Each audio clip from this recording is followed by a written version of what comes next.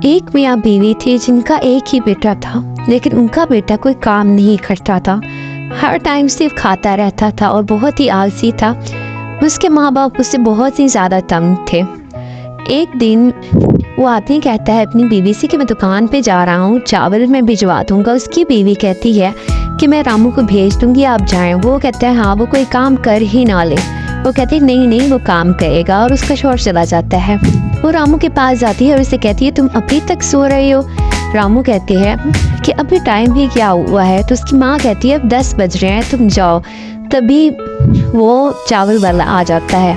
रामू कहता है चावल वाला आ गया, अब मुझे सोने दो। दोबारा सो जाता है। जब उसका बाप घर आता है तो उसे बहुत डांटता है कि तुम इतने आलसी कैसे हो सकते हो, सिर्फ सारा दिन घर में पड़े रहते हो और पैसे उड़ाते रहते हो। वो कहता है कि मैं घर से जा रहा हूँ, मुझे ना पैसे दो। और वो एक आश्रम की तरफ चला जाता है। वो आश्रम में जाता है तो देखता है कि एक साधु कुछ बोल रहा है और वो एक तरकीब सोचता है। और उसके बाद जैसे ही उस साधु की बातें ख़त्म होती हैं, वो उसके पास जाता है और कहता है कि मुझे यहाँ पे रहने दे। साधु कहते हैं क्यों, क्या हुआ? तो वो कहता है कि मेरे घर वाले मुझे रहने नहीं देते क्योंकि मैं भगवान का पुत्र हूँ और उसकी बातें मानता हूँ, तो इसलिए। साधु कहता है हाँ ठीक है, तुम यहाँ रह जाओ। वो वहाँ पे रहने लगता है। तब सारे लोग उससे परेशान हो जाते हैं क्योंकि वो काम नहीं करता, हर टाइम से खाता पीता रहता है। और फिर एक दिन सब इकट्ठे होकर उसके पास आते हैं और उससे कहते हैं कि तुमने बाहर झाड़ू क्यों नहीं दिया, क्या तुम्हारी बारी थी? वो कहता है कि मैं क्यों झाड़ू दूँ, तुम लोग से क्या मतलब है, तुम लोग जाके अपना काम करो। तभी वो साधु आ जाता है और कहता है क्या होगा।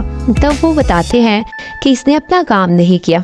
और वो साधु से पूछा तुमने क्यों नहीं किया? वो कहता है बाहर बारिश हो रही थी इसलिए मैंने नहीं किया। वो कहते जब बारिश रुक गई तब कर लेते।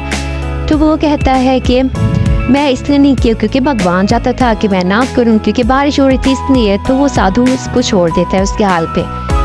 फिर एक रात को जब सब खाना लेने आए होते हैं तब एक साधु बोलता है कि ये लो, काम नहीं करता है, नहीं खाने के लिए सबसे आगे आ जाता है और सारी चीज़ें ले जाता है। कहते हैं कि हमारी चीज़ें भी खा लेता है, अब हम इसको क्या करें और कैसे समझाएं। फिर वो उनकी जग मिठाई और फल लेके चला जाता है। सारे कहते हैं रुको, तुम्हारे हिस्से की मिठाई और फल लेके कहाँ जा रहे हो? तो वो कहता है कि मुझे मेरे भगवान ने कहा है कि मैं ले लूँ, तो इसलिए मैंने ले लिए। तुम लोगों को क्या? तब साधु आता है और कहता है ये क्या है, जाओ अपनी अपनी जगह पे।